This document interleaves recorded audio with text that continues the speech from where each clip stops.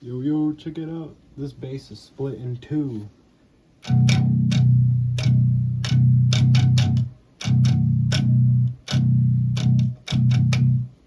Right.